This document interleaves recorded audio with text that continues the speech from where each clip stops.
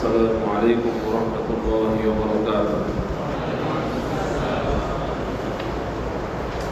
نحمده ونصلي على رسوله الكريم، أما بعد،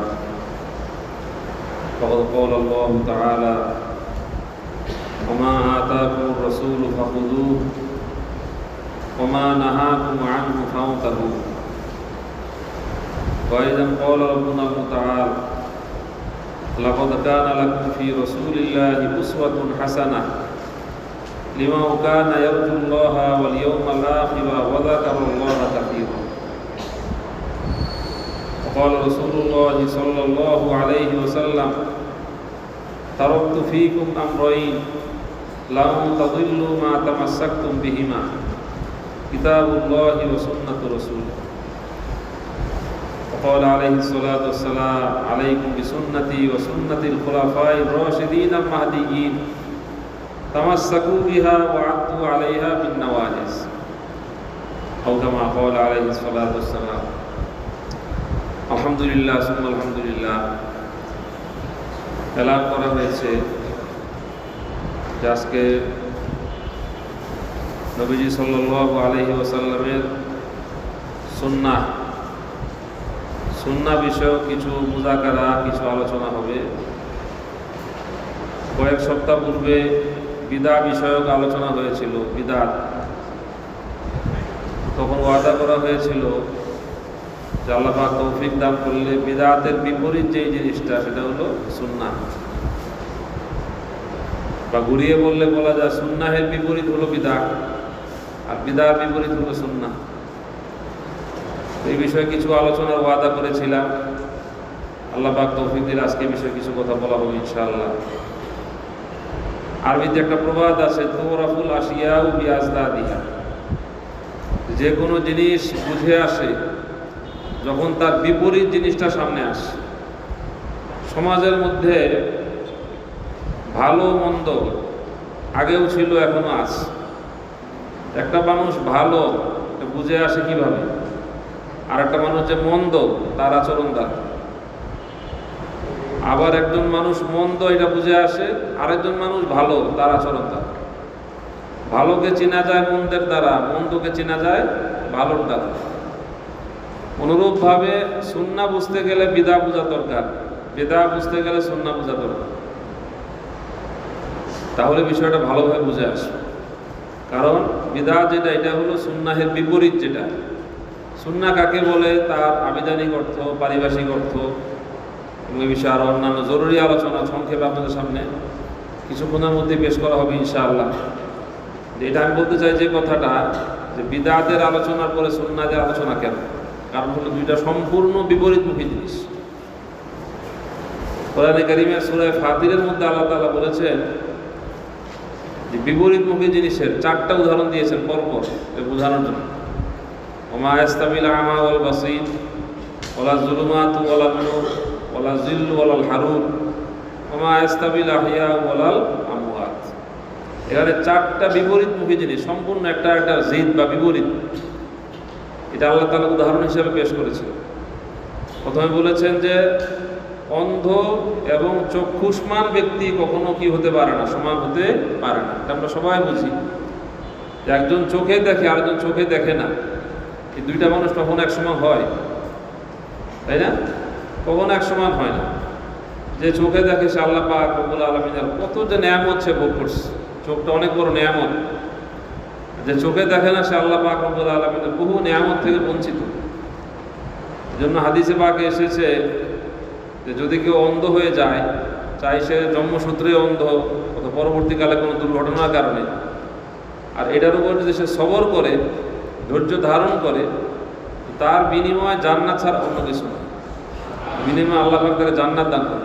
কারণ এটা বিরাট বড় একটা সবর, পরীক্ষা দান করে। সে চোখে দেখে না। তো আমা এবং বাসীর মানে অন্ধ এবং চক্ষুষ্মান সম্পূর্ণ বিপরীত দুই ব্যক্তি। আল্লাহ তাআলা বলেন যে তারা কখনোই সমান হতে পারে না। 2 নম্বর, ওয়ালা যুলুমাতু ওয়ালান নূর।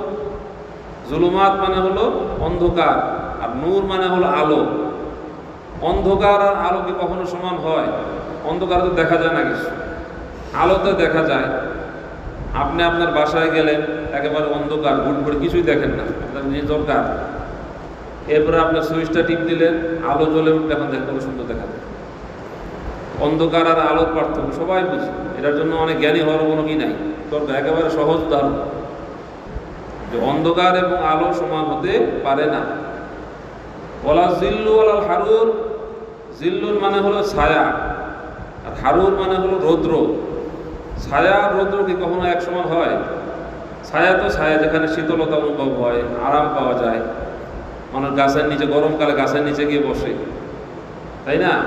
বিভিন্ন জায়গায় যাত্রী ছাউনির উপরে ব্যবস্থা, ছাদের মতো আছে, সেখানে গিয়ে বসে, কেন? ছায়া পাওয়া যায়। আর আরেকটা হলো রৌদ্র। ছায়া রৌদ্র এক সমান না। ছায়া হলো শীতলতা দান করে, রৌদ্র গরম লাগে, রৌদ্র থেকে মানুষ বাঁচতে চায়। যদিও রৌদ্র উপকারী, সেটা ভিন্ন জিনিস। রৌদ্রের অনেক উপকার আছে, শরীরে ভিটামিন ডি তৈরি হয়, হ্যাঁ, এবার আরও অনেক ফায়দা, সেটা আরেক জিনিস। কিন্তু দুইটা যে সম্পূর্ণ বিপরীতমুখী জিনিস, ছায়া একরকম, রৌদ্র আরেক রকম। 4 নম্বরে বলেছেন ওমা ইস্তামিল আহিয়া ওয়ালাল আমওয়াত, যে একজন জীবিত আর একজন মৃত, জীবিত আর মৃত কখনো সমান হতে পারে না। জীবিত তো জীবিত, যার মধ্যে রূহ আছে। যেমন আমরা এখন জীবিত, আমাদের হুকুম ভিন্ন, আমরা শরীয়তের বিধিবিধানের এখন কি মুকাল্লাফ, মানে আমাদের উপর নামাজ আমাদের দায়িত্ব আছে।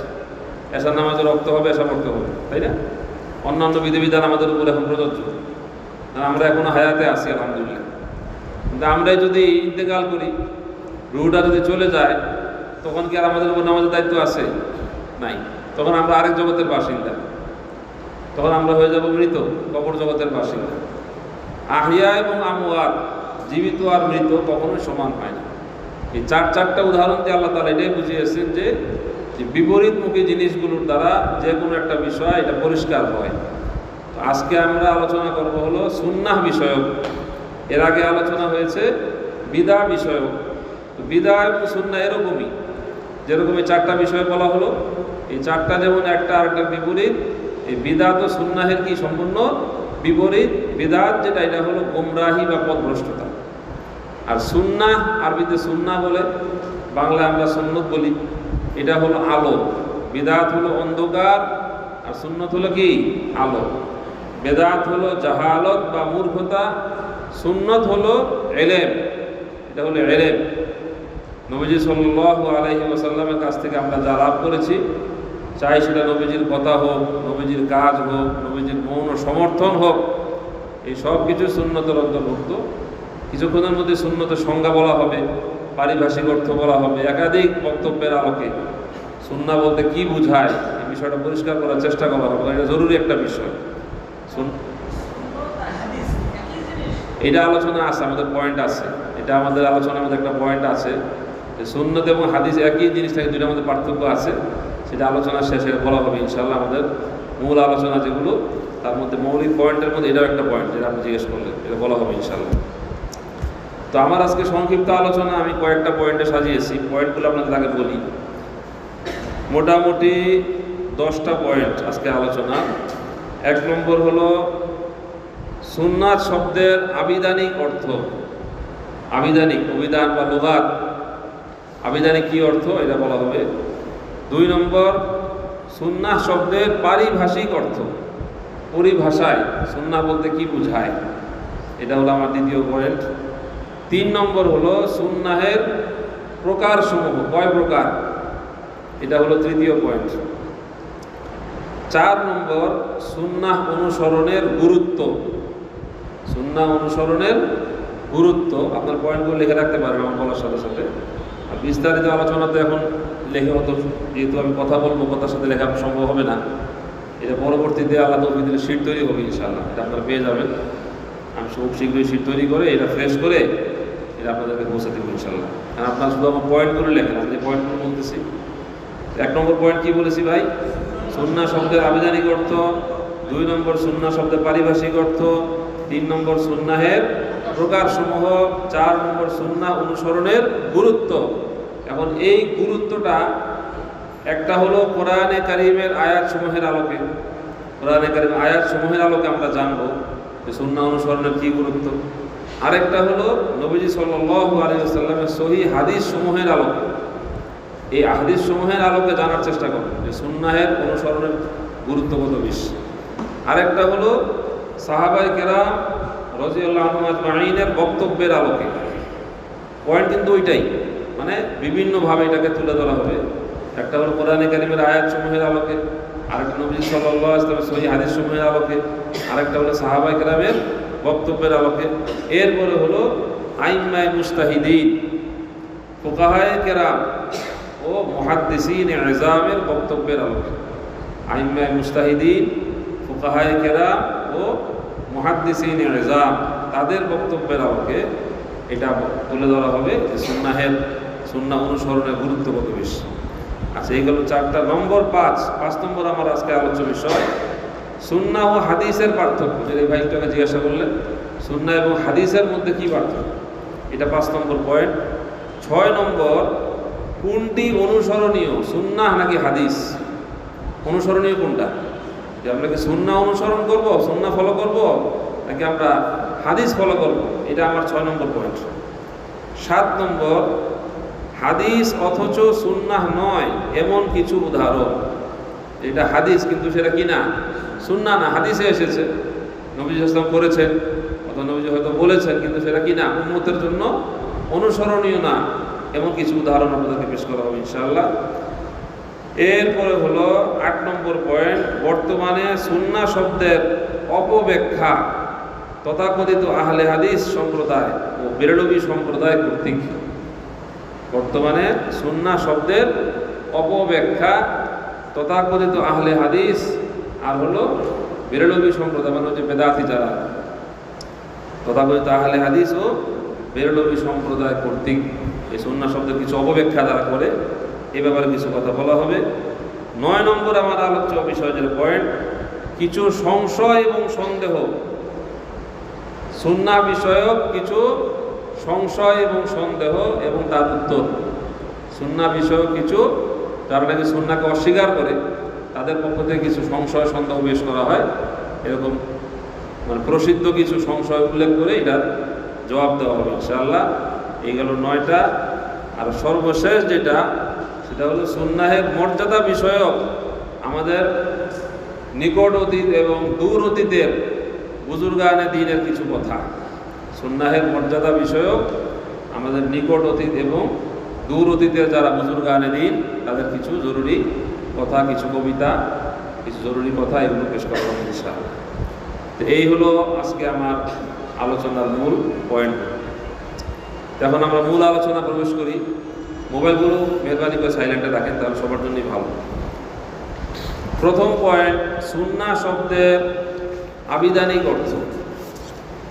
লা ইলাহা ইল্লাল্লাহ, লা ইলাহা ইল্লাল্লাহ। আবিধানিক অর্থ বিভিন্ন অভিধানের মধ্যেই আমরা দেখেছি আলহামদুলিল্লাহ, মোটামুটি বেশিরভাগ অভিধানের কথা কাছাকাছি।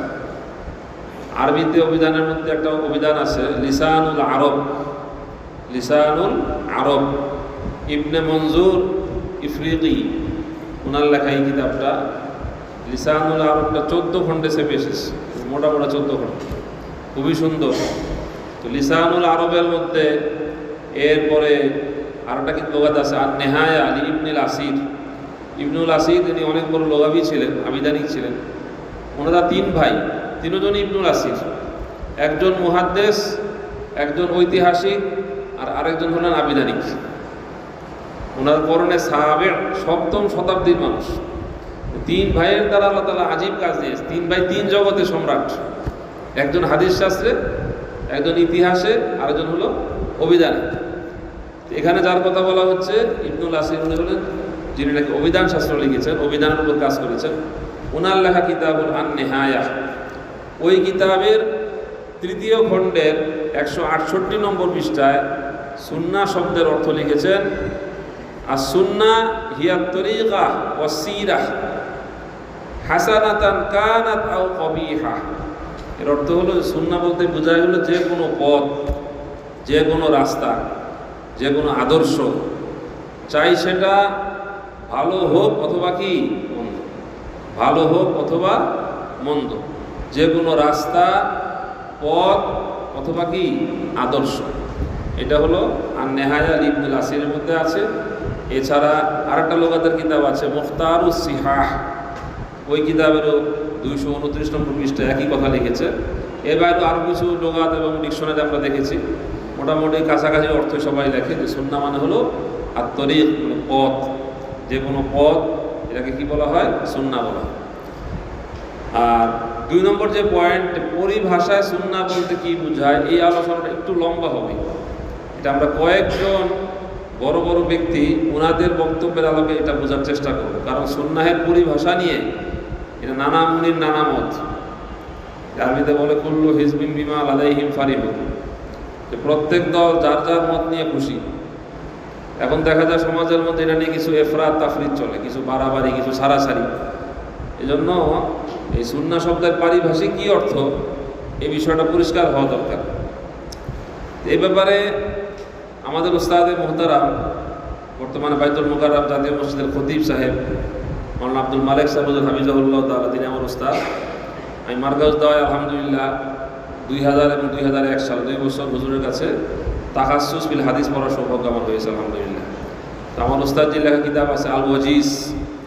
আল ওয়াজিজ কিতাবের মধ্যে উস্তাদজি তিনি সুন্নাহ শব্দের যেই ব্যাখ্যা উল্লেখ করেছেন, সেটা উল্লেখ করেছেন তিনি তার উস্তাদ শায়েখ আব্দুল ফাত্তাহ আবু গুদ্দা আল হালাবি। ইনি হলেন সিরিয়ার হলব এলাকার লোক ছিলেন। পরবর্তীকালে অবশ্য উনি হিজরত করে চলে যান সৌদি রাজধানী রিয়াজ, এবং উনি সৌদি আরবে ইন্তেকাল করেন। জান্নাতুল বাকি তাকে দাফন করা হয়। তো ওনার কিতাব আছে আস-সুন্নাতুন নববিয়্যা ও বয়ানু মাদলুলিহা আশ-শারঈ। ওই কিতাবের মধ্যে সুন্নাহ শব্দের যে অর্থ, পারিভাষিক অর্থ লিখেছে, আপনাদেরকে বলি, যা তরিকাতুল মাশরুআতুল মুত্তাবা ফিদ্দীন আবিল মিনহাজিন নববিয়িল হানিফ ইদা ওয়ারাদা লফজুস সুন্নাহ ফি কালামিন নবী ওয়া কালামিস সাহাবা ওয়াত তাবিঈন। এর অর্থ হলো যে সুন্নাহ বলতে বোঝায় ধর্মের মধ্যে অনুসরণীয় যে পথ, দ্বীনের মধ্যে যেই পথটাকে অনুসরণ করতে বলা হয়েছে, অনুসরণীয় পথ, এটা হলো সুন্নাহ। কথাটা আমার বুঝে আসতেছে? দ্বীনের মধ্যে অনুসরণীয় পথ, যেটাকে ফলো করতে বলা হয়েছে, অনুসরণ করতে বলা হয়েছে, এটা হলো সুন্নাহ। নবীজি সাল্লাল্লাহু আলাইহি ওয়াসাল্লামের কথা, সাহাবায়ে কেরামের কথা, তাবিঈনের কথার মধ্যে যখন সুন্নাহ শব্দ আসে, তখন এর দ্বারা এটাই উদ্দেশ্য। এটা হুজুর তার কিতাব আল ওয়াজিজের 66 নম্বর পৃষ্ঠায় উল্লেখ করেছেন। দ্বিতীয় বক্তব্য এটা বলেছেন হলো বদরুদ্দিন জারকাশী রহমতুল্লাহ আলাইহি। ইনি অনেক বড় একজন লেখক ছিলেন, বুজুর্গ ছিলেন, শাফি মাযহাবের। 794 হিজরিতে ইন্তেকাল বদরুদ্দিন জারকাশী। উনি ওনার ব্যাপারে কিছু কথা বলি, আসলে কথায় কথা আসে না বলে পারি না। উনি খুব দরিদ্র মানুষ ছিলেন, খুব গরিব মানুষ ছিলেন, যে কারণে উনি বিভিন্ন জায়গায় গিয়ে, লাইব্রেরিতে গিয়ে রাত ভর তিনি কী করতেন? কিতাব মোতালা করতেন। কিতাব কেনার মতো সামর্থ্য তার ছিল না। আল্লাহ পাক তার দ্বারা এত খেদমত দিয়েছেন যে উনি 100-র উপর কিতাব লিখেছেন। ওই কিতাবগুলোর দ্বারা এখনও সারা দুনিয়ার মুসলমানদের ফায়দা হচ্ছে।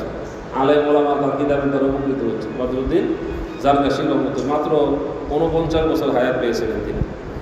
উনি তার একটা কিতাব আছে, তার নাম হল বাহরুল মুহিত। ওই কিতাবের 5ম খণ্ডের 6ষ্ঠ পৃষ্ঠা থেকে 8ম পৃষ্ঠা পর্যন্ত সুন্নাহ বিষয়ক আলোচনা করেছেন। সেখানে তিনি সুন্নাহের সংজ্ঞা লিখেছেন, আল মুরাদু বিস সুন্নাহ মা সাদারা মিনার রাসূল সাল্লাল্লাহু আলাইহি ওয়াসাল্লাম মিনাল আকওয়ালি ওয়াল আফআলি ওয়াত তাকরীর। যে সুন্নাহ বলতে বোঝায় নবীজি সাল্লাল্লাহু আলাইহি ওয়াসাল্লাম থেকে প্রকাশিত কথা, কাজ এবং মৌন সমর্থন। যেই কথাটা নবীজি সাল্লাল্লাহু আলাইহি ওয়াসাল্লাম বলেছেন, যেই কাজটা নবীজি সাল্লাল্লাহু আলাইহি ওয়াসাল্লাম করেছেন, এবং যেই কাজের ব্যাপারে নবীজি সাল্লাল্লাহু আলাইহি ওয়াসাল্লাম মৌন সমর্থন জ্ঞাপন করেছেন, এই সব কিছুই কিসের অন্তর্ভুক্ত? সুন্নাহর অন্তর্ভুক্ত। এই কথাটা কে বলেছেন? বদরুদ্দিন জারকাশী, শাফি মাযহাবের অনুসারী ছিলেন তিনি। 794 হিজরিতে ওনার ইন্তেকাল। ওনার কিতাব আল বাহরুল মুহিত, ওই কিতাবের মধ্যে সুন্নাহর এই সংজ্ঞা উল্লেখ করেছে। এগুলো আমাদের জানা রাখা জরুরি, সুন্নাহ বলতে আসলে কি বোঝায়। 3 নম্বর, ইনি হলেন আল্লামা আব্দুল আজিজ রহমতুল্লাহ আলাইহি। তার কিতাব আছে, কিতাবের নাম হলো কাশফুল আসরার। এটা আমাদের মাদ্রাসা লাইনের ছেলেরা জানবে। এখানে যদি কেউ আলেম থেকে থাকেন, যেমন আমাদের কামুল ভাইকে দেখলাম, আরও অনেক কথা আছেন আলেম ওনারা জানবেন। নুরুল আনোয়ারের সরা, নুরুল আনোয়ার মাদ্রাসার প্রসিদ্ধ কিতাব উসুলে ফিকহ, এটা সরা ব্যাখ্যা গ্রন্থ হলো কাশফুল আসরার। এই কাশফুল আসরারের লেখক হলেন আল্লামা আব্দুল আজিজ রহমতুল্লাহ, অনেক বড় আলেম ছিলেন। ওই কিতাবের 259 নম্বর পৃষ্ঠায় উনি সুন্নাহের ব্যাখ্যা লিখেছেন যে লফজুস সুন্নাহ শামিলুন লিকাউলি রাসূল সাল্লাল্লাহু আলাইহি ওয়াসাল্লাম ওয়া ফি'লিহি ওয়া তুতলাকু আলা তরিকাতির রাসূল ওয়াস সাহাবা। সুন্নাহ শব্দ বলতে বোঝায় নবীজির কথা এবং কাজ, এবং সাহাবায়ে কেরামের কথা এবং কাজ, এটার উপরেও সুন্নাতের কি হয় ব্যবহার।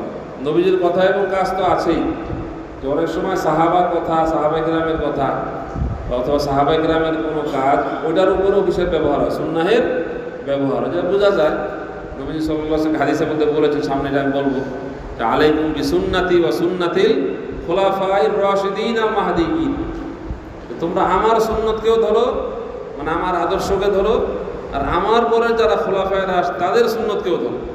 ওইখানেও নবীজি সুন্নাহ শব্দ ব্যবহার করেছে। এটা বোঝা যায় যে সাহাবায়ে কেরামের কথা বা কাজকেও কি বলা যেতে পারে, অর্থের ব্যাপকতা হিসেবে সুন্নত বলা যেতে পারে। চতুর্থ বক্তব্য, এটা হলো শায়েখ সফিউদ্দিন হাম্বলি, উনি অনেক বড় একজন আলেম ছিলেন, লেখক ছিলেন। তিনি কাওয়াইদুল উসুল কিতাবের 91 নম্বর পৃষ্ঠায় বলেছেন, আস-সুন্নাতু মা ওয়ারাদা আনিন নবী সাল্লাল্লাহু আলাইহি ওয়াসাল্লাম মিন কওলিন গায়রিল কুরআন আও ফি'লিন আও তাকরিরিন। সুন্নাহ বলতে বোঝায় নবীজির কথা, যেটা কোরআনের আয়াত না, কোরআনের আয়াত না, এমন কোনো কথা যেটা নবীজি বলেছেন, অথবা নবীজির কোনো কাজ, অথবা মৌন সমর্থন, এই সব কিছু সুন্নাহের অন্তর্ভুক্ত। এটা বলেছেন শায়েখ সফিউদ্দিন হাম্বলি কাওয়াইদুল উসুল কিতাবের 91 নম্বর পৃষ্ঠায়। সুন্নাহের পরিভাষা, সুন্নাহ বলতে কি বোঝায়, এ ব্যাপারে পঞ্চম বক্তব্য, এটাও বলেছেন ইবনুল আসির রহমতুল্লাহি আলাইহি, ইদা উতলিকাতিস সুন্নাহ ফিশ শর'আ ফাইন্নামা ইউরাদু বিহা মা আমারা বিহি নবী সাল্লাল্লাহু আলাইহি ওয়াসাল্লাম ওয়া নাহা আনহু ওয়া নাদাবা ইলাইহি কওলান ওয়া ফি'লান মিম্মা লাম ইয়ানতিক বিহিল কিতাবুল আজিজ। সুন্নাহ বলতে বোঝায় শরীয়তের পরিভাষায় নবীজি সাল্লাল্লাহু আলাইহি ওয়াসাল্লাম যেই কাজের নির্দেশ দিয়েছেন, অথবা যেই কাজ থেকে নিষেধ করেছেন, অথবা যেই কাজটা করতে বলেছেন, অথবা নিজে যেই কাজ করেছেন, যদিও সেই ব্যাপারে কোরআনে কারিমের মধ্যে সরাসরি কোনো আয়াত নাই, যে বিষয়ে কোরআনে কারিমের সরাসরি কোনো আয়াত নাই, কিন্তু নবীজি সাল্লাল্লাহু আলাইহি ওয়াসাল্লাম সেটা করেছেন, বলেছেন, করতে বলেছেন, অথবা নিষেধ করেছেন, এই সব কিছু কিসের অন্তর্ভুক্ত, সুন্নাহের অন্তর্ভুক্ত। এটা বলেছেন ইবনুল আসির রহমতুল্লাহ আলাইহি নেহায়া তার কিতাব, ওই কিতাবের 3য় খণ্ডের 168 পৃষ্ঠায়। এখানে একটা কথা বলা দরকার, সুন্নাহ শব্দের যে আবিধানিক অর্থ আমরা বলেছি, এটাও কিন্তু ওনার থেকেই নিয়েছিলাম। ওই কিতাবের যেখানে উনি সুন্নাহের আবিধানিক অর্থ বলেছেন, এরপরে উনি সুন্নাহের পারিভাষিক অর্থ বলেছেন, এই জন্য এই নামটা দুইবার এসেছে। একবার হলো আবিধানিক অর্থ বলার ক্ষেত্রে, আরেকবার সুন্নাহের পারিভাষিক অর্থ বলার ক্ষেত্রে। পরিভাষায় সুন্নাহ বলতে কি বোঝায়, এই ব্যাপারে ষষ্ঠ বক্তব্য হাফেজ ইবনে রজব হাম্বলি। এই বক্তব্যগুলো আমরা এই জন্য পেশ করছি যাতে আপনারা বুঝতে পারেন যে যুগে যুগে বড় বড় ওলামা হযরত, উনি হানাফি মাযহাবের, কারণ এখানে কেউ কেউ আছেন হানাফি মাযহাবের, কেউ আছেন শাফি মাযহাবের, কেউ আছেন হাম্বলি মাযহাবের, কেউ আছেন মালিকি মাযহাবের, যে এক এক ইমামের যারা অনুসারী তাদের বক্তব্যগুলো কি, এটা তারা বুঝে আসবে সুন্নাহ বলতে কি বোঝায়। এবং মোটামুটি কিন্তু সবার বক্তব্যের খোলাসা কিন্তু কি একই, সেটা হলো যে যেই কাজটা নবীজি করেছেন, যেই কথাটা নবীজি বলেছেন, যেই ব্যাপারে নবীজি সাল্লাল্লাহু আলাইহি ওয়াসাল্লাম মৌন সমর্থন কি করেছেন, জ্ঞাপন করেছেন, সব কিছু কিসের অন্তর্ভুক্ত, সুন্নাহের অন্তর্ভুক্ত। তো হাফেজ ইবনে রজব হাম্বলি রাহমাতুল্লাহি আলাইহি জামিউল উলুম ওয়াল হিকাম, ওনার কিতাব, এই কিতাবের 2য় খণ্ডের 120 নম্বর পৃষ্ঠায়, এই কিতাবটা আমাদের এখানে পড়ানো হয় আলহামদুলিল্লাহ। আমাদের এখানে উলুমুল হাদিস 2 বছরব্যাপী কোর্স, এই 2য় বছরের শেষ সেমিস্টারে এই জামিউল উলুম ওয়াল হিকাম, এটা আমাদের পাঠ্যসূচির অন্তর্ভুক্ত। ওখানে উনি বলেছেন সুন্নাহের ব্যাখ্যা, যে সুন্নাতু হিয়া তরিকাতুল মাসলুকাতু, যে সুন্নাহ বলতে বোঝায় এমন পথ যেটার অনুসরণ করা, অনুসরণীয় পথ, এটাকে কি বলে সুন্নাহ, আর তরিকাতুল মাসলুকা। 7 নম্বর, শায়েখ আবুল হাসান মুহাম্মদ ইবনে আব্দুল মালিক আল কারজি, তিনি অনেক বড় একজন লেখক। তিনি বলেছেন যে ইলাম আন্না সুন্নাতা তরিকাতু রাসূলিল্লাহ ওয়া তাসান্নুনু বিসুলুকিহা ওয়া ইসাবাতিহা, যে সুন্নাহ বলতে বোঝায় নবীজি সাল্লাল্লাহু আলাইহি ওয়াসাল্লামের পদ্ধতি এবং যেই কাজ নবীজি যেভাবে করেছেন ওই কাজ সেইভাবে করা। এই হলো সুন্নাহের অর্থ। উনার এই বক্তব্যটা ইবনে তাইমিয়া রহমতুল্লাহ আলাইহি, যিনি বহুত বড় মনীষী ছিলেন, অনেক বড় আলেম ছিলেন, ওনার কিতাব মাজমুউল ফতোয়া ৪র্থ খণ্ডের ১৮০ পৃষ্ঠায় এই বক্তব্যটা উল্লেখ করা হয়েছে। অষ্টম বক্তব্য, এটা হলো আল্লামা শাতিবী রহমতুল্লাহ আলাইহি, উনি অনেক বড় মনীষী, মালিকি মাযহাবের বহুত বড় আলেম ছিলেন আল্লামা শাতিবী। ওনার বাড়ি ছিল আন্দালুস, যেটাকে এখন আমরা স্পেন বলি। এই স্পেন কিন্তু দীর্ঘ ৭০০ বছর মুসলিম শাসনামলে ছিল, শাসনাধীন ছিল। ওখানে অনেক বড় বড় ওলামায়ে কেরাম, মুফতি, মুহাদ্দিস, মুফাসসির তৈরি হয়েছে। এখন তো সেটা খ্রিস্টানদের অধীনে চলে গেছে, কিন্তু একসময় সেখান থেকে অনেক বড় বড় আলেম ওলামা তৈরি হয়েছে। শাতিবী রহমতুল্লাহ আলাইহি উনি ওই স্পেনের মানুষ। উনি মুওয়াফাকাত কিতাবের মধ্যে বলেছেন যে ইউকালু ফুলানুন আলা সুন্নাতিন ইযা আমিলা আলা ওয়াফকি মা আলাইহি নবী সাল্লাল্লাহু আলাইহি ওয়াসাল্লাম, যে অমুক সুন্নতের উপর আছে। এই কথাটা তখন বলা হবে যখন নাকি উনি নবীজি সাল্লাল্লাহু আলাইহি ওয়াসাল্লাম যেই কাজ যেভাবে করেছেন ওই কাজ সেইভাবে করবেন, তখন বলা হবে যে অমুকে সুন্নতের উপর আমল করেছে। মানে সোজা কথায় নবীজির কাজের সাথে যখন তার কাজের মিল হবে তখন বলা হবে উনি সুন্নাহ অনুযায়ী আমল করেছেন। এই পর্যন্ত ৮ জনের বক্তব্য উল্লেখ করা হলো, দূর অতীতের থেকে শুরু করে নিকট অতীত পর্যন্ত। এবার শুনুন, মুহাদ্দিসিন হযরত যারা হাদিস বিশারদ, ওনাদের নিকটে সুন্নাহ বলতে কি বোঝায়, ওনারা সুন্নাহ বলতে কি বুঝান, তাদের নিকট সুন্নাহের ব্যাখ্যা কি। এই জন্যই বলবো, কারণ মুহাদ্দিসিন এবং ফুকাহায়ে কেরাম ওই উভয় নিকটে সুন্নাহের সংজ্ঞার মধ্যে একটু কি আছে, পার্থক্য আছে। মুহাদ্দিসিন হযরতদের ব্যাখ্যা আর ফুকাহা হযরতদের ব্যাখ্যা পুরোপুরি কিনা একরকম না, একটু পার্থক্য আছে। এই পার্থক্যটা জানা থাকা দরকার। মুহাদ্দিসিন হযরতদের বক্তব্য হলো সুন্নাহ বলতে বোঝায় মা উসিরা আনিন নবী সাল্লাল্লাহু আলাইহি ওয়াসাল্লাম মিন কওলিন আও ফি'লিন আও তাকরিরিন আও সিফাতিন খিলকিয়াতিন আও খুলুকিয়াতিন আও সিরাতিন সাওয়াউন কানা ক্বাবলাল বি'সা আম বা'দাহা। সুন্নাহ বলতে বোঝায় যে নবীজি সাল্লাল্লাহু আলাইহি ওয়াসাল্লাম থেকে যা বর্ণিত, চাই সেটা নবীজির কথা হোক, নবীজির কাজ হোক, নবীজির মৌন সমর্থন হোক, নবীজির কোনো গুণ হোক, নবীজির কোন আখলাকি বিষয় হোক, চরিত্রগত বিষয় হোক, নবুয়তের পূর্বে হোক অথবা নবুয়তের পরে হোক, এই সব কিছু কিসের অন্তর্ভুক্ত, সুন্নতের অন্তর্ভুক্ত। এটা হলো মুহাদ্দিসিন হযরতদের, মানে ব্যাপক, এই সংখ্যাটা ব্যাপক।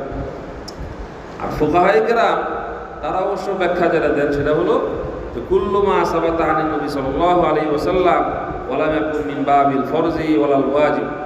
যে সুন্নাহ বলতে বোঝায় যেটা নবীজি সাল্লাল্লাহু আলাইহি ওয়াসাল্লাম থেকে প্রমাণিত এবং সেটা ফরজও না ওয়াজিবও না। ফরজ তো যেটা পালন করতেই হয়, তার নিচে হলো ওয়াজিব, তার নিচে হলো কি সুন্নাহ। তো একটা হলো মুহাদ্দিসিন হযরতদের পরিভাষায় সুন্নাহ, আর একটা ফুকাহায়ে কেরামের পরিভাষায় সুন্নাহ। পার্থক্য বুঝতে পারলেন? মুহাদ্দিসিনদের সুন্নাহ কথাটা ব্যাপক, নবীজি থেকে যা কিছু হয়েছে এই হিসাবে কিন্তু ফরজটাও কার অন্তর্ভুক্ত, সুন্নতের অন্তর্ভুক্ত, ওয়াজিবটাও সুন্নতের অন্তর্ভুক্ত মুহাদ্দিসিনদের বক্তব্যের আলো। ফুকাহায়ে কেরামের নিকট ক্যাটাগরি আছে, যে একটা হলো ফরজ, এটা করতেই হবে, আর একটা হলো ওয়াজিব, তার নিচে এটাও করণীয়, আর একটা হলো তার নিচে সুন্নত, তার নিচে মুস্তাহাব, তার নিচে মুবাহ, এগুলো ক্যাটাগরি। যেমন মনে করেন গুনাহের ক্ষেত্রে কথা আছে, একটা হলো মনে করেন একেবারে হারাম, করাই যাবে না, আর তার নিচে হলো কি মাকরু, ঠিক আছে না, আর একটা হলো যে করাও যায় নাও করা যায়, এরকম মানে একটা স্টেপ আছে, দরজা আছে। নেক কাজের মধ্যেও দরজা আছে, গুনাহের মধ্যেও দরজা আছে। এটা হলো ফুকাহায়ে কেরামের পরিভাষা। তো ফুকাহায়ে কেরামের পরিভাষা সুন্নাত বলতে বোঝায় নবীজি থেকে বর্ণিত, প্রমাণিত, কিন্তু সেটা ফরজও না, কিন্তু কিনা ওয়াজিবও না। এ ব্যাপারে বিস্তারিত আলোচনা ডক্টর মোস্তফা আজমি রহমতুল্লাহ আলাইহি ওনার লেখা কিতাব দিরাসাত ফিল হাদিসের নববী ও তারিখ ও তাদবিনী, ওনার থিসিস। এটাও আমাদের হাদিস বিভাগে পড়া হয়, মোটা একটা কিতাব। তো হযরতের কিতাবের মধ্যে বিষয়ে বিস্তারিত আলোচনা আছে। এবার আমরা আসবো আমাদের যে তৃতীয় যে পয়েন্ট ছিল, যে সুন্নাতের প্রকারসমূহ। সুন্নতের আসলে বিভিন্নজন বিভিন্নভাবে প্রকার উল্লেখ করেছেন। আমরা এখানে মশহুর যে দুইটা প্রকার, সুন্নতের প্রসিদ্ধ দুইটা প্রকার সম্পর্কে আলোচনা করব। একটা হলো সুন্নতে হুদা, আর একটা হলো সুন্নতে জায়েদা। একটা একটা হলো সুন্নতে হুদা, আর একটা হলো সুন্নতে জায়েদা। সুন্নতে হুদা বলতে কি বোঝায়? এটার সংজ্ঞা হলো, যেটা ইবনে আবিদিন রহমতুল্লাহ আলাইহি ফতোয়া শামির মধ্যে উল্লেখ করেছেন প্রথম খণ্ডের 96 নম্বর পৃষ্ঠায়, যে ওয়াহিয়া সুন্নাতুল মুআক্কাদাতুল করিবাতু মিনাল ওয়াজিব ওয়াহিয়া মিন মুকাম্মিলাতিদ দ্বীন ওয়া শাআইরিহি কাল জামাআ ওয়াল আযান ওয়াল ইকামা ওয়া সুনানির রাওয়াতিব। এটা বোঝায় হলো ওই সুন্নতে মুআক্কাদা যেটা ওয়াজিবের কাছাকাছি। দেখেন ওয়াজিব কিন্তু কার কাছাকাছি বলেন তো? ফরজের কাছাকাছি। আমাদের উস্তাদ জি আব্দুল মালিক সাহেব হাফিজুল্লাহ বলতেন ওয়াজিব আর ফরজের পার্থক্য এরকমই, যেমন নাকি 18 আর 19-এর পার্থক্য, 17 আর 18-এর পার্থক্য, মানে কাছাকাছি একেবারে। এটা হলো ওয়াজিব আর ফরজের পার্থক্য। আর সুন্নতে মুআক্কাদা এটা ওয়াজিবের কাছাকাছি। এখানেও একই কথা, যে 13-14 এই যেরকম পার্থক্য, 14-15 যেরকম পার্থক্য, এই মানে আসলে সুন্নতে মুআক্কাদার বর্ডার আর ওয়াজিবের বর্ডার কি হয়ে গেছে? একসাথে মিলে গেছে, বর্ডার কাছে একসাথে লেগে গেছে। সুন্নতে মুআক্কাদা বলতে বোঝায়, সুন্নতে হুদা বলতে বোঝায় যে ওই সুন্নতে মুআক্কাদা যা ওয়াজিবের কাছাকাছি এবং এটা দ্বীনকে পরিপূর্ণ করে এবং এটা দ্বীনের শায়ের, মানে একটা প্রতীকী ইবাদত। যেমন জামাতের সাথে নামাজ পড়া, আজান দেওয়া, ইকামত দেওয়া, এবং আমরা যে বিভিন্ন ফরজ নামাজের পূর্বে পরে সুন্নত পড়ি, ফজরের আগে 2 রাকাত সুন্নত, জোহরের আগে 4 রাকাত, জোহরের পরে 2 রাকাত, মাগরিবের পরে 2 রাকাত, এশার পরে 2 রাকাত, দৈনিক আমরা 12 রাকাত সুন্নতে মুআক্কাদা আদায় করি না? এই সব হলো সুন্নতে হুদা। এই সব হলো সুন্নতে হুদা, মানে যেগুলো ওয়াজিবের একদম কি কাছাকাছি। এটা হলো সুন্নতে হুদার সংজ্ঞা। আর সুন্নতে হুদার পরিচয় হুকুম কি? হুকমুহা আন্না ফাইলাহা ইউসাবু ওয়া তারিকাহা বিলা উযরিন আলা সাবিলিল ইসরার ইস্তাহিকুল হিরমান মিনাশ শাফা ওয়া ইস্তাওজিবুল লাওম ওয়া তাসদিদ ইস্তিগফাফি বিদ্দীন। এই সুন্নতে হুদা, যে নাকি সুন্নতে হুদা পালন করবে তাকে বিপুল পরিমাণ সওয়াব দেওয়া হবে। এই যে নামাজের কথা বলা হলো 12 রাকাত সুন্নতে মুআক্কাদা, এই 12 রাকাত সুন্নত যে নিয়মিত আদায় করবে, হাদিসে পাকে ইরশাদ হয়েছে আল্লাহ তাআলা তার জন্য জান্নাতে একটা স্পেশাল ঘর তৈরি করবে, তার জন্য বিশেষ ঘর আল্লাহ তাআলা তৈরি করবে। যদিও আমাদের আহলে হাদিস ভাইয়েরা এই সুন্নতে মুআক্কাদার ব্যাপারে অনেক অবহেলা করে, তারা এটাকে বলে নফল, এই বললে বলো না বললে নেই। অত সুন্নতে মুআক্কাদা অত্যন্ত গুরুত্বপূর্ণ। বললাম এটার বর্ডার কিন্তু কার সাথে লেগে গেছে? ওয়াজিবের সাথে বর্ডার লাগানো, এটা অনেক গুরুত্ব। এটা হুকুমটা শুনেন তাহলে বুঝবেন এটা কত গুরুত্বপূর্ণ।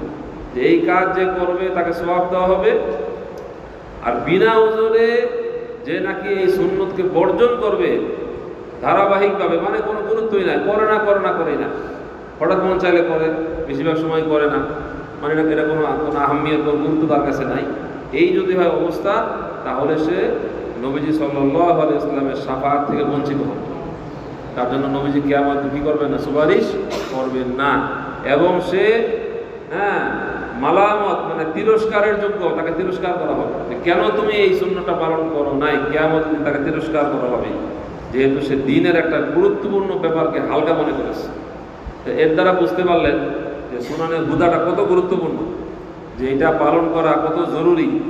এটা করলে সওয়াব, আর না করলে শাস্তির উপযুক্ত হবে, তিরস্কারের উপযুক্ত হবে। সব থেকে বড় কথা যেটা আশঙ্কার ব্যাপার, নবীজি সাল্লাল্লাহু আলাইহি ওয়াসাল্লামের সুপারিশ থেকে সে কি হবে? বঞ্চিত হবে। আর নবীজির সুপারিশ ছাড়া কেউ জান্নাত যেতে পারবে? জান্নাতে আশা করা যায়? আপনি বলেন না হুজুর আমার তো তাহাজ্জুদ বাদ নাই, হ্যাঁ না, তাহাজ্জুদ পড়তে পড়তে আমার কপালে দাগ পড়ে গেছে। আপনি যতই তাহাজ্জুদ পড়েন, যতই আপনি নেক আমল করেন, মনে রাখবেন নবীজি সাল্লাল্লাহু আলাইহি ওয়াসাল্লামের শাফাআত ছাড়া উম্মতের কোনো সদস্যের জন্য জান্নাতে যাওয়া কিনা সম্ভব না। 2 নম্বর হলো সুন্নতে জাওয়ায়েদ। সুন্নতে জাওয়ায়েদটা কি? এটার সংজ্ঞা হলো ওয়াহিয়া মা ওয়াজাবা নবী সাল্লাল্লাহু আলাইহি ওয়াসাল্লাম আলাইহি হাত্তা সারা আদাতান লাহু ওয়া লাম ইয়াতরুকহু ইল্লা আহইয়ানান। যেটাকে নবীজি সাল্লাল্লাহু আলাইহি ওয়াসাল্লাম নিজের অভ্যাস বশত করেছেন, এবং যেটাকে নবীজি বাদ দেন নাই, পরিত্যাগ করেন নাই, কিন্তু কখনো কখনো মাঝে মাঝে এই কাজটা নবীজি করেছেন, কিন্তু সেটা তার আদত, অভ্যাস হিসেবে করেছেন, উম্মতের জন্য জরুরি মনে করে করেন নাই, নিজের অভ্যাস হিসেবে করেছেন। এটাকে বলা হয় সুন্নতে জায়েদা। যেমন কাসিয়ারিন নবী সাল্লাল্লাহু আলাইহি ওয়াসাল্লাম ফি লিবাসিহি ওয়া কিয়ামিহি ওয়া কুউদিহি ওয়া রুকুবিহি ওয়া মাশিহি ওয়া আকলিহি ওয়া নাওমিহি ওয়া তাদবিরিহি আল কিরাআ ওয়া রুকু' ওয়া সুজুদ। যেমন মনে করেন নবীজির যেই কি বলে লেবাস ছিল, নবীজির পোশাক, তো নবীজির পোশাক কি ছিল বলেন? নবীজির পোশাক ছিল সেলাইবিহীন লুঙ্গি। এখন বলে সেলাইবিহীন লুঙ্গি আমরা কয়জন করি বলেন? কারণ সেলাইবিহীন লুঙ্গি বলা কি জরুরি? এটা যদি সুন্নতে মুআক্কাদা হতো, সুন্নানে হুদা প্রথম প্রকার, তাহলে আমাদের সকলের জন্য সেলাইবিহীন লুঙ্গি পরা কি হয়ে যেত? জরুরি হয়ে যেত। আমরা তো লুঙ্গি যেটা বলি সেলাই করা লুঙ্গি বলি, অথবা মনে করেন পায়জামা পরি। পায়জামা তো নবীজি সাল্লাল্লাহু আলাইহি ওয়াসাল্লাম পরেন নাই। তবে হাদিসে পাকে এসেছে যে নবীজি সাল্লাল্লাহু আলাইহি ওয়াসাল্লাম পায়জামা দেখেছেন, পায়জামা তিনি পছন্দ করেছেন। নবী যখন পায়জামা ছিল সাহাবায়ে অনেকে পরেছেন, নবীজি দেখেছেন এবং পছন্দ করেছে, এটাকে খারাপ বলেন নাই, পছন্দ করে। আর একটা বর্ণনা আছে নবীজি সাল্লাল্লাহু আলাইহি ওয়াসাল্লাম পায়জামা একবার কিনেছিলেন, সেটা ব্যবহার করেছেন কি এটা স্পষ্ট কোনো দলিল পাওয়া যায় না। কেউ কেউ বলেন যখন কিনেছেন তাহলে তার মানে কি করেছেন? ব্যবহারও করেছেন। বাকি অধিকাংশ মুহাদ্দিস বলেন যে না, কিনেছেন ঠিকই কিন্তু সেটা উনি ব্যবহার করেন নাই। বাকি পায়জামা জিনিসটাকে নবীজি পছন্দ করেছেন। কিন্তু নবীজি সারা জীবনের আদত বা অভ্যাস কি ছিল? সেলাইবিহীন লুঙ্গি। তা আমাদের আমরা কয়জন সেলাইবিহীন লুঙ্গি পড়তে পারি? এটা পড়ার তরিকা আছে তো, যে কেউ পারবে না। এই সুন্নতে আমল করতে গেলে আল্লাহ না করুক যদি দেখা যায় সতর খুলে যায়, মুশকিল। সুন্নত আমল করতে গেছে কি সতর খুলে গেছে। ওই যে এক মুরিদের ঘটনা শোনা, এটা বলা হয় আর কি, আল্লাহ জানে সত্য না মিথ্যা। কোন মুরিদ নাকি এক হিসাবে মুরিদ, সে শুনেছে যে পাগড়ি বান্ধার অনেক ফজিলত, যে পাগড়ি বাঁধলে 70 গুণ সওয়াব বেশি পাওয়া যাবে নামাজে পাগড়ি বাঁধা। এটা কিন্তু সম্পূর্ণ জাল বর্ণনা। পাগড়ি বাঁধা বিষয়ক নামাজের সাথে সম্পৃক্ত কোনো রেওয়ায়ত সহিহ রেওয়ায়ত নাই। বুঝে আসছে? পাগড়ি বাঁধা তো ঠিক আছে, নবীজি এটা নবীজি সাল্লাল্লাহু আলাইহি ওয়াসাল্লাম একটা সুন্নতে আদিয়া ছিল, অভ্যাস। নবীজি পাগড়ি বেঁধেছেন, নবীজিও পাগড়ি পড়তেন, সুন্নতে আদিয়া, অভ্যাস করছেন সুন্নত। উম্মতের জন্য এটা জরুরি কারার দেন নেই। এখন এমন অবস্থা হয়ে গেছে অনেক জায়গায় পাগড়ি বাঁধাকে জরুরি মনে করে, পাগড়ি বাঁধতেই হবে। কোনো কোনো ইমাম সাহেব তাকে চাকরিও চলে যায় পাগড়ি না বাঁধে, কিছু কিছু জায়গায় বাড়াবাড়ি আছে। তেমন এক মুরিদ সে শুনেছে পাগড়ি বাঁধার অনেক ফজিলত, যে রাকাতানে বি ইমামাতিন খায়রু মিন রাকাতানে বিগাইরি ইমামাতিন 70 মারতাবা, 70 দরজা। যে পাগড়ি সহ নামাজ পড়লে পাগড়ি ছাড়া নামাজের থেকে নাকি 70 গুণ সওয়াব। সুবহানাল্লাহ বলবেন না কিন্তু, কারণ এটা জাল বর্ণনা। কথা বলছেন? এই সওয়াব শুনে একদিন নামাজে রক্ত হয়েছে, পাগড়ি আনতে ভুলে গেছে। সে কি আর করা মুশকিল, লুঙ্গিটা খুলে কি বেঁধেছে? পাগড়ি বেঁধেছে। কারণ লুঙ্গি খুলে পাগড়ি বাঁধলে অবস্থা কি? সতর ঢাকে, আর সতর খুলে কি বাঁধে? পাগড়ি বাঁধে। হ্যাঁ, ফরজ ওয়াজিবের খবর নেন কি? পাগড়ি বাঁধতে লুঙ্গি খুলে, সমস্যা। তো নবীজি সাল্লাল্লাহু আলাইহি ওয়াসাল্লামের কিছু কিছু সুন্নত ছিল, এগুলো হলো সুন্নতে আদিয়া, অভ্যাসগত সুন্নত। এটাকে সুন্নতে জায়েদাও বলে। যেমন মনে করেন নবীজি সারা জীবন কি রেখেছেন? বাবরি চুল। বাবরি চুল নবীজি সবসময় বাবরি চুল রেখেছে। কোনো সময় এরকম কানের লতি পর্যন্ত, কোনো সময় ঘাড় পর্যন্ত, কোনো সময় কাঁধ পর্যন্ত। এই বাবরি রাখার 3টা তরিকা আছে, কিন্তু বাবরি রেখেছেন নবীজি। এইটা কিন্তু নবীজি বাবরি রাখাটা, এটা হলো সুন্নতে জায়েদা। উম্মতের জন্য এটা জরুরি কারার দেন নাই, তোমাদেরকে সবাই বাবরি রাখতে হবে। আর চুল হলকও করা যায়, কসরও করা যায়, হ্যাঁ, আর এদিকে আপনার বাবরিও রাখা যায়। 3টা তরিকা অনুমতি আছে। একটা হলো চুল একদম হলক চেঁচে ফেলা, আরটা কসর মানে একদম ছোট করে রাখা, একদম ছোট প্রথম ছাট, আর আরেকটা হলো বাবরি। 3 তরিকা চুল রাখা যায়। কিন্তু নবীজির সারা জীবনের আদত কি ছিল? বাবরি। নবীজি বাবরি রেখেছেন। এখন এটা কোন সুন্নত? দেখে সুন্নতে মুআক্কাদা না এটা সুন্নতে জায়েদা? আর কথাগুলো আপনি বুঝে আসতেছে, এগুলো জরুরি বিষয়, কিন্তু অনেকে এগুলো বুঝে না বুঝার কারণে এইসব বিষয় নিয়ে অনেক জায়গায় বাড়াবাড়ি করে, এগুলো নিয়ে অনেক বাড়াবাড়ি চলে। এগুলো হলো আপনার সুন্নতে জায়েদা বলে, সুন্নতে আদিয়া বা অভ্যাসগত সুন্নত বলে। নবীজি সাল্লাল্লাহু আলাইহি ওয়াসাল্লাম মনে করেন কাঠের পেয়ালা কি করেছেন? পানি পান করেছেন। হাদিসে পাকে এসেছে কাঠের পেয়ালা পানি পান করেছেন। এখন আমি যদি মনে করেন কাচের গ্লাসে পানি পান করেন, বেদাত হবে? কি বলেন? আমার কাছে কাঠের পেয়ালা নাই, বর্তমানে কাঠের পেয়ালা পাওয়া মুশকিল, দামও তো অনেক। কারণ আমি মনে করি স্টিলের পেয়ালা পানি পান করলাম, স্টিলের গ্লাস, বা মনে করেন কাচের গ্লাস, এমনকি নাজায়েজ হবে। কেন? নবীজি সাল্লাল্লাহু আলাইহি ওয়াসাল্লাম তো কাঠের পেয়ালায় পানি পান করেছেন। আরে ভাই, এটা তো সুন্নতে মুআক্কাদা ছিল না, এটা কি ছিল? সুন্নতে আদিয়া ছিল, সুন্নতে জায়েদ, অভ্যাসগত সুন্নত। নবীজি নিষেধ করেন নাই যে তোমরা কাচের পেয়ালা পান করতে পারবে না বা অন্য কোনো পেয়ালা পান করতে পারবে না, নিষেধ তো করেন না, করতে পারে। এরকম পিসাবের কথা শোনা যায়, তার অবস্থা হলো সে কোনো বিস্কুট খায় না। পিসাব বিস্কুট কেন? আর নবীজি সাল্লাল্লাহু তো কোনো বিস্কুট খান নাই, নবী যখন বিস্কুট ছিল না, আমি বিস্কুট খাবো কোনো বেদাত। নাউযুবিল্লাহ। জাহালত কয় প্রকার ও কি কি উদাহরণ লেখেন। নবীজি জমানায় বিস্কুট ছিল না, তাহলে এখন নবীজি জমানায় কত কিছুই তো ছিল না। আমাদের এখন যে ফ্যান চলে, এইভাবে লাইট জ্বলে, আমরা টাইলসের উপরে আসি, এখানে টেবিল উপর বসেছি, মোবাইল ব্যবহার করি, হাত ঘড়ি ব্যবহার করি, চশমা লাগাই, এগুলো নবীজি জমানা ছিল। তা আপনার অবস্থা কি হবে? পীর সাহেব যে পাঞ্জাবিটা পরেছে, এটা নবীজি জমানা ছিল? এই পাঞ্জাবিটা, হ্যাঁ, এটা তো নবীজি জমানা ছিল না। ওনার তো তাহলে উপায় নাই, ওনার তো মানে জন্মদিনের লেবাসে ঘোরাফেরা করা লাগবে যদি এই কথাই বলে উনি। এলেম কালাম থাকা জরুরি, সহি এলেম থাকা নেহায়েত জরুরি বিষয়, সুন্নাহ বিষয়ক সহি এলেম।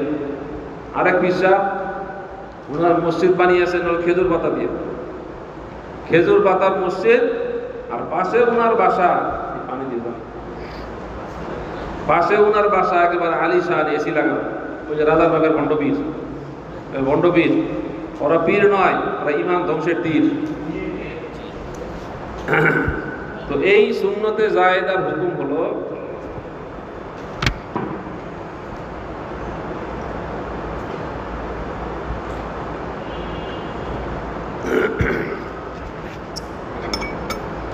এই সুন্নতে জায়েদার হুকুম হলো আন্নাহু ইউসাবু আলা ফি'লিহা ওয়া লা ইস্তাওজিবু তারকুহা ইসাআতান ওয়া লা কারাহাতান। যদি এই কাজগুলো কেউ করে, যেটা বললাম, মনে করছে বাবরি চুল রাখলো, সে লুঙ্গি পরিধান করেছে, সেলাইবিহীন লুঙ্গি, হ্যাঁ, তাহলে তাকে সওয়াব দেওয়া হবে। কিন্তু যদি সে এগুলোকে না করে, তাহলে তাকে তিরস্কার করা হবে না। কেন তুমি বাবরি রাখলো না, কেন তুমি সেলাইবিহীন লুঙ্গি পরিধান করলে না, কেন তুমি কাঠের পেয়ালা পানি পান করলে না, এরকম তাকে চার্জ করা যাবে না। কারণ এটা নবীজি সাল্লাল্লাহু আলাইহি ওয়াসাল্লাম করেছে, তার পবিত্র আদত বা অভ্যাস অনুযায়ী। যদি কেউ করতে পারে খুব ভালো। নবীজির মহব্বতে যে মাশাআল্লাহ সব সরষে চুল পাবনি রাখে বা অন্যান্য আরো যে সমস্ত সুন্দর, খুব ভালো মাশাআল্লাহ, দিলের মধ্যে অবশ্যই কি পয়দা হবে, নূর পয়দা হবে। কিন্তু এই কারণে না করলে তাকে কি করা যাবে না, তাকে তিরস্কার করা যাবে না। এই বিস্তারিত আলোচনা ইবনে আবিদিন রাহমাতুল্লাহ আলাইহি ফতোয়া শামির মধ্যে উল্লেখ করেছে। এবার আসেন আমাদের পরবর্তী পয়েন্ট, যে সুন্নাত অনুসরণের গুরুত্ব কোরআনে কারীমের আয়াত সমূহের আলোকে। আসলে এখন কয়টা বলবো, এত অনেক আয়াত, পুরা কোরআনে কারীমের জায়গায় জায়গায়, পাতায় পাতায় নবীজি সাল্লাল্লাহু আলাইহি ওয়াসাল্লামের সুন্নাত অনুসরণের ব্যাপারে গুরুত্ব আরোপ করা হয়েছে। কয়েকটা আয়াত শুধু আমি উল্লেখ করি।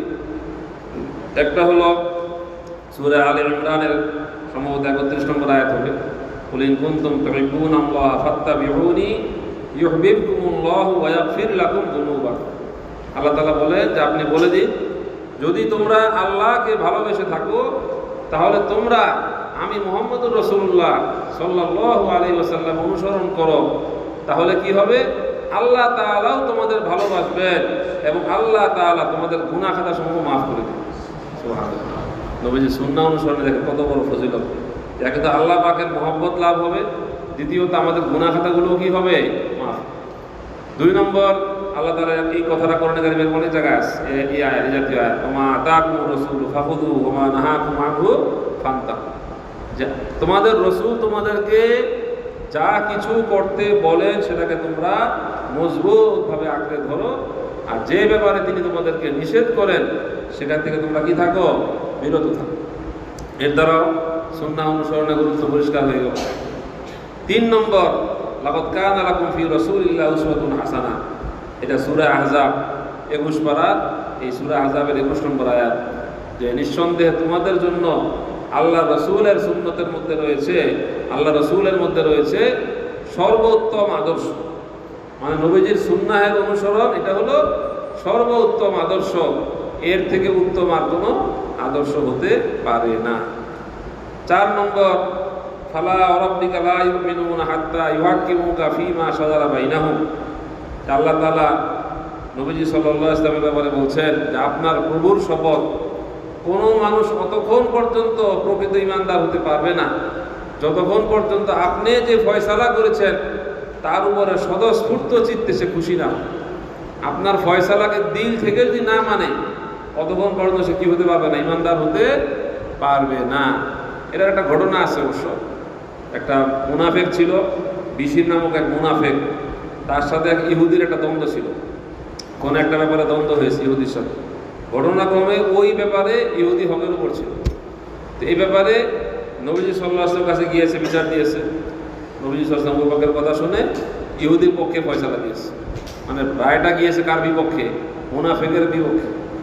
এখন মুনাফিক চিন্তা করলো যে আমার বিপক্ষে মত গেল, ইহুদির পক্ষে মত গেল, একটা কাজ করি, ওমর রাদিয়াল্লাহু কাছে যাই বিচার নিয়ে। উনি তো ইহুদির বিরুদ্ধে খুব কঠোর। ওমর রাদিয়াল্লাহু কাছে গিয়ে ওমর রাদিয়াল্লাহু বলেছে যে এই বিষয়ে ইহুদির বিপক্ষে, আর ইহুদির পক্ষে মত এসেছে আমার বিপক্ষে। আর ইহুদি আমার কানে কানে বলে দিয়েছে এটা কিন্তু নবীজি ফয়সালা করে দিয়েছেন, ফয়সালা হয়েছে, ফয়সালা আমার পক্ষে এসেছে। ইহুদি বলল।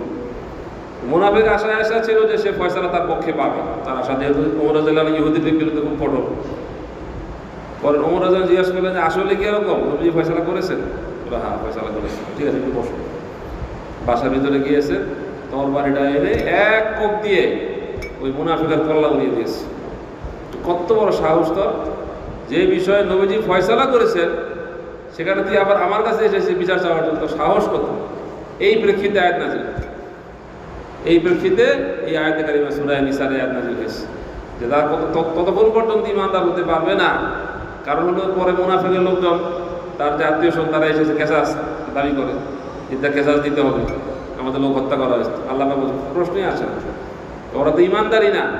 আপনার ফয়সালায় যে খুশি না, তার ইমানদারি হতে পারবে না। রক্তের কোনো দাম নাই, রক্তের কোনো দাম নাই, ফাজিল, এটা খবিস। তো নবীজি সাল্লাল্লাহু আলাইহি ওয়াসাল্লামের সুন্নাহ যে কত জরুরি, উনার আদর্শ, উনার মত, উনার সিদ্ধান্ত, এই আয়াত কারিমার দ্বারা বুঝে আসে। আয়াত নম্বরটা এই কোনো ছিল তো ভেবে কোনো ছিল, আসলে এগুলি সবগুলো কি করার নম্বরই করা যায় নাই, আমি জানাচ্ছি আপনাকে।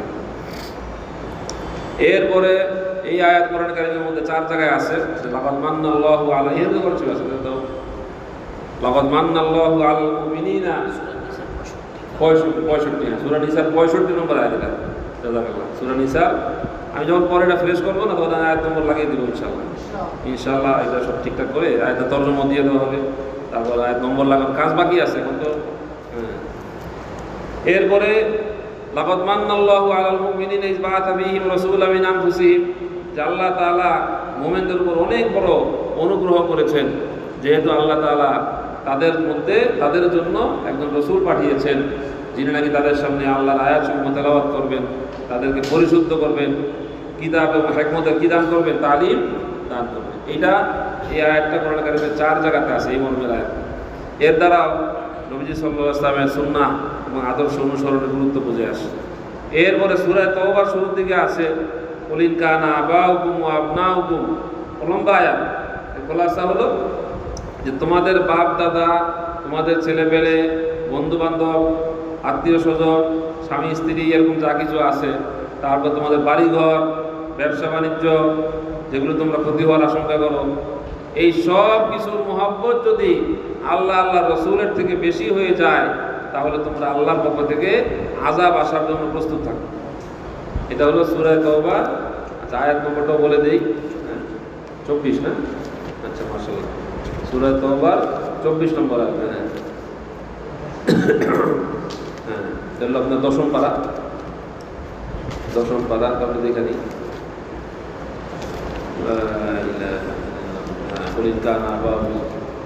সূরা তাওবার 24 নম্বর আয়াত, 10ম পারা 9 নম্বর পৃষ্ঠা। এই আয়াতে কারিমা দেখুন কত ভয়ঙ্কর ব্যাপার। এইসব যে অথচ দেখেন, এইসব জিনিসের মহব্বত, এটা তো কোনো খারাপ কিছু না। আর বাবার প্রতি মহব্বতের খারাপ কিছু সওয়াব।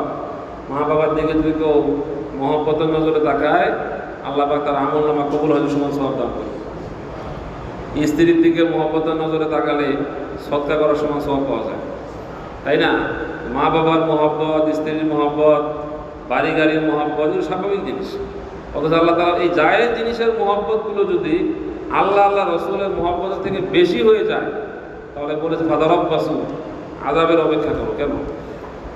কারণ যদি নাকি এইসব জিনিসের মহব্বত বেশি হয়, আল্লাহ আল্লাহ রসুলের মহব্বত কম হয়, তাহলে নবীজির সুন্নাহের অনুসরণের মধ্যে ঘাটতি দেখা দেবে।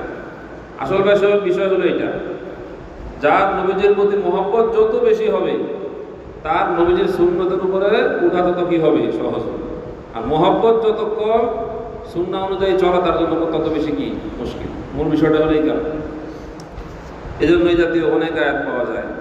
এরপর আরও আছে ওয়া ইউতিউল্লাহ ওয়া রাসূলাহু ফাউলাইকা মা'আল্লাযীনা আন'আমা আল্লাহু আলাইহিম মিনান নাবিয়্যিনা ওয়াস সিদ্দীকিনা ওয়াশ শুহাদা'i ওয়াস সালিহিন, যে আল্লাহ এবং আল্লাহর রাসূলের আনুগত্য করবে সে ওই সমস্ত লোকদের সাথে থাকবে যাদের উপর আল্লাহ তাআলা অনুগ্রহ করেছেন, নবীগণ, শহীদগণ, সিদ্দিকগণ, তাদের সাথে তার কী হবে? হাসর হবে। এটা হলো সূরা নিসা 69 নম্বর আয়াত। সূরা নিসার 69 নম্বর এই আয়াতে কালিমার আলোকে বুঝে আসে যে নবীজি সাল্লাল্লাহু আলাইহি ওয়াসাল্লামের অনুসরণ করা কত জরুরি। একবার এক সাহাবী নবীজি সাল্লাল্লাহু আলাইহি ওয়াসাল্লামের কাছে আসলেন এবং এসে বললেন, ইয়া রাসূলুল্লাহ, দুনিয়াতে তো আপনাকে দেখি, আপনার কথা শুনি, মজলিসে আসে, অনেক ভালো লাগে, তো কিয়ামতের দিন আমাদের কি অবস্থা হবে? তখন নবীজি সাল্লাল্লাহু আলাইহি ওয়াসাল্লাম বললেন, আল মারু মা মান আহাব্বা। আমার দাদি বলতেন, মরহুমা দাদি প্রফেসর হামিদুর রহমান সাহেব, আমার আপন চাচা, তার আম্মা আমার মরহুমা দাদি রত্ন গর্বা নারী ছিলেন। তো উনি বলতেন যার সাথে যার মহব্বত তার সাথে তার কিয়ামত। এখন আমি বুঝি যেটা ওই হাদিসের তরজমা, আল মারু মা মান আহাব্বা, যে যাকে ভালোবাসে তার সাথে তার হাসর, যার সাথে যার মহব্বত তার সাথে তার কিয়ামত। নবী এটা বুঝালেন যে তুমি যদি আমাকে মহব্বত করো তাহলে তুমি আমার সাথে কোথায় থাকবা? কিয়ামত দিন থাকবা। এরপরে একটা তালাক করলেন যে আল্লাহ আল্লাহ রসুলের এতাআত করবে, আনুগত্য করবে, তাদের সঙ্গে তার কি হবে? হাসর। নবীজির আনুগত্য এটা তখনই সম্ভব যদি দেখে নবীজির মহব্বত আমার দিলের মধ্যে পরিপূর্ণ থাকে। আর মহব্বত যত বেশি হবে এতাআত বা সুন্নাহের অনুসরণ তত কি হবে? সহজ। এর বাইরেও আরও বিভিন্ন আয়াত আছে, সেখানে আমি যাবো না, সময় কম। এরপরে আসেন যে বিভিন্ন হাদিস সমূহের আলোকে সুন্নাহ অনুসরণের গুরুত্ব। এ ব্যাপারে প্রসিদ্ধ হাদিস, লা ইউমিনু আহাদুকুম হাত্তা আকুনা আহাব্বা ইলাইহি মিন ওয়ালিদিহি ওয়া ওয়ালাদিহি ওয়ান নাসি আজমাইন। তোমাদের মধ্যে কোনো ব্যক্তি ওই সময় পর্যন্ত প্রকৃত মুমিন হতে পারবে না যতক্ষণ পর্যন্ত আমি তার নিকটে তার মা বাবা, তার সন্তানাদি এবং সমস্ত মানুষের থেকে বেশি প্রিয় না, অতক্ষণ পর্যন্ত সে সত্যিকার কি হতে পারবে না? মুমিন হতে পারবে না। তাই চিন্তা করো যে আল্লাহর মহব্বত, রাসূলের মহব্বত, মা বাবার মহব্বতের থেকেও কি হতে হবে? বেশি হতে হবে। সন্তানাদির মহব্বত থেকেও বেশি হতে হবে। যদিও এক্ষেত্রে কিছু কথা আছে, মুহাদ্দিস বলেছেন মহব্বতের মধ্যে কয়েক প্রকার আছে। একটা হলো হুব্বে তবঈ, একটা হলো হুব্বে উরফি, একটা হলো হুব্বে শরঈ। এরকম বিভিন্ন ব্যাখ্যা দিয়ে আমাদের উপরে ইহসান করেছেন। আর সন্তানের মহব্বত এটা স্বাভাবিকভাবে প্রত্যেক বাবার দিলের মধ্যে আসে। এখন যেটা বলা হয় যে সন্তানের মহব্বতের থেকেও নবীজির মহব্বত বেশি, তা না হলে সে ঈমানদার না, অনেক ক্ষেত্রে মুশকিল হয়ে যায়। এই জন্য এটা ব্যাখ্যা করেছেন মুহাদ্দিসিন হযরতরা যে একটা হলো হুব্বে তবঈ আর একটা হলো হুব্বে শরঈ। তবঈ মানে প্রকৃতিগত মহব্বত, এটা সন্তানের প্রতি বেশি থাকতে পারে, আর যেহেতু সে আমার সন্তান, আমার রক্ত তার শরীরে। আর আরেকটা হলো হুব্বে শরঈ, যে শরীয়ত যেই মহব্বত চায় ওই মহব্বত সব থেকে বেশি থাকবে কার প্রতি? আল্লাহর প্রতি, এবং তারপরে রাসূলুল্লাহ সাল্লাল্লাহু আলাইহি ওয়াসাল্লাম। আল্লাহ তাআলা মুহাদ্দিসদেরকে যাচাই খায়ের দান করেন। বাকি সাহাবায়ে কেরামের হুব্বে তবঈ যেটা আর সাহাবায়ে কেরামের হুব্বে শরঈ যেটা একই রকম ছিল। ওনাদের প্রকৃতিগত মহব্বত নিজের সন্তানের থেকেও তারা আল্লাহকে এবং আল্লাহর রাসূলকে বেশি ভালোবাসত। আমাদের জন্য এখন এটা মুহাদ্দিসিনরা অনুগ্রহ করেছেন ব্যাখ্যাটা দিয়ে, যে হুব্বে তবঈর ব্যাখ্যা দিয়ে আমাদের উপর অনুগ্রহ করেছেন, তা না হলে আমরা কেউ ঈমানদার থাকতে পারতাম না। আরেকটা হাদিস, লা ইউমিনু আহাদুকুম হাত্তা ইয়াকুনা হাওয়াহু তাবাআন লিমা জিতু বিহি।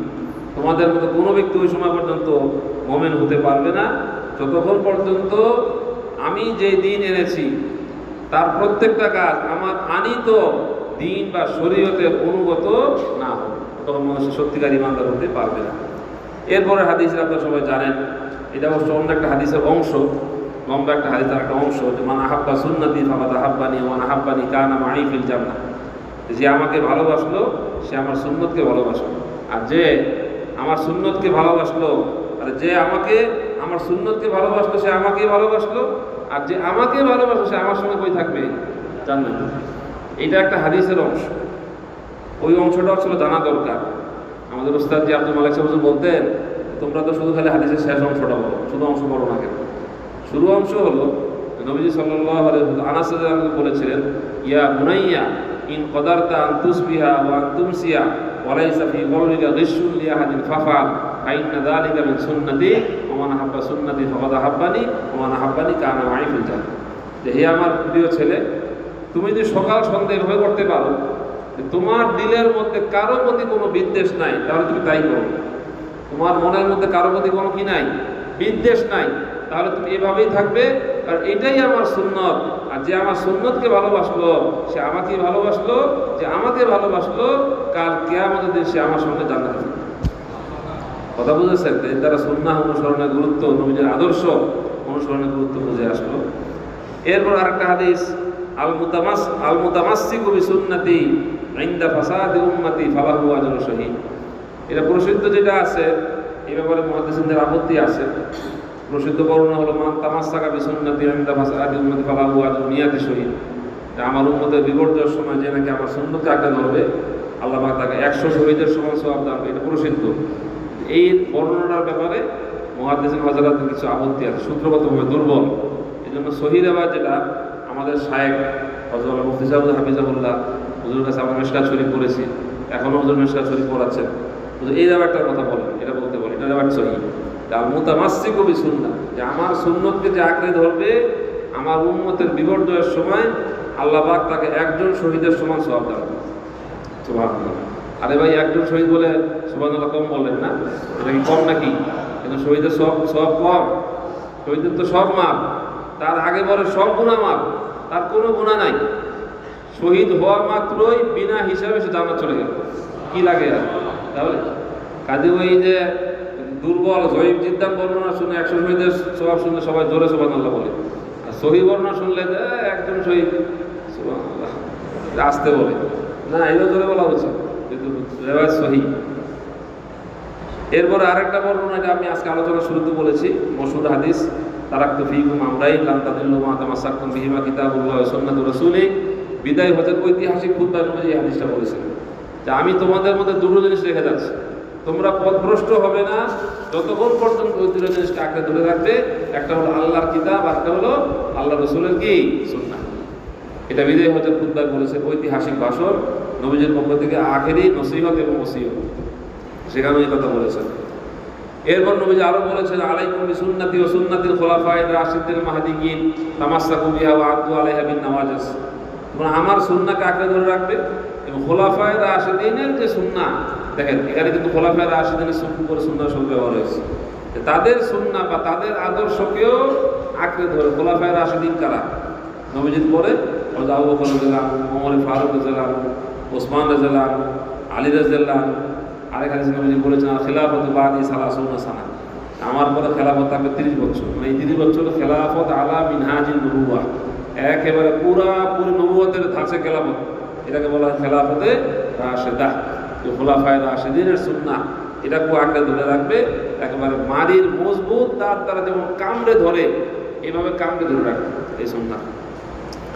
আরেকবার এক সাহাবী তিনি আসলেন, খুব দ্রুত নামাজ পড়ছিলেন, রুকু সেজদা ঠিকমতো হচ্ছিল না। নবী তাকে ডাকলেন, বললেন, ইরজি ফাসাল্লি ফাইন্নাকা লাম তুসাল্লি, যে তুমি যা আবার নামাজ হয় নাই। এইভাবে পরপর 3 বার বলেছেন। তখন ওই সাহেব বলে, ইয়া রাসূলুল্লাহ, আমি বুঝলাম না কি সমস্যা। বলে, তোমার নামাজ তো আমার নামাজ মতো হয় নাই, সুন্নাহ সম্মত নামাজ হয় নাই। কারণ নামাজের মধ্যে তাআদিলে আরকান জরুরি।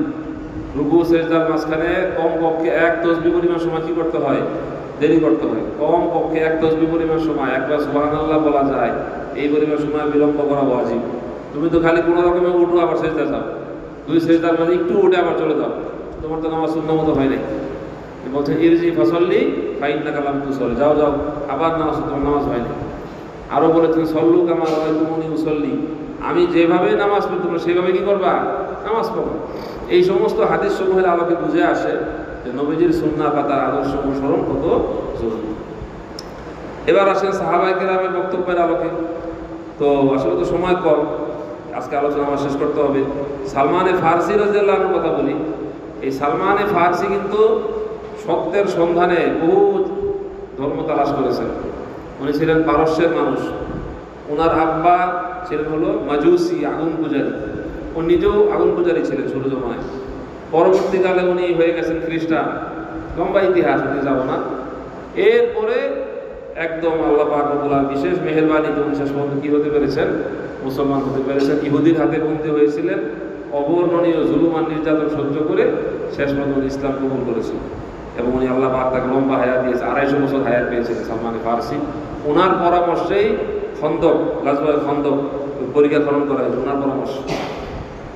তো একবার ওনাকে ইহুদিরা মজাক করে বলে, আচ্ছা সালমান, শুনলাম যে তোমাদের নবী নাকি তোমাদেরকে যে ইস্তেনজার আদবও শিখায়, কেমন তোমরা ঢিলাগুলো ব্যবহার করবা, পেশা পায়খানার এইসব ইস্তেনজা এই সমস্ত নাকি শিখায়, মানে টিটকারি দিয়ে কথা বলে আর কি। তখন সালমান ফারসি বলে, আজাদ, হ্যাঁ হ্যাঁ শিখান তো, অবশ্যই শিখান, এটা তো লজ্জার কিছু ভালো। উনি আমাদের তো বাবার মতো, একদম আদর্শ পিতা যেমন সন্তানকে এইসব বিষয়গুলো শিখায়, আমাদের নবীজি আমাদের পিতা, রুহানি বাবা, উনি আমাদের এগুলো শিখান। এই বক্তব্যের আলোকে বুঝে আসলো যে নবীজি সাল্লাল্লাহু আলাইহি ওয়াসাল্লামের ছোট ছোট সুন্নতগুলিও কত জরুরি।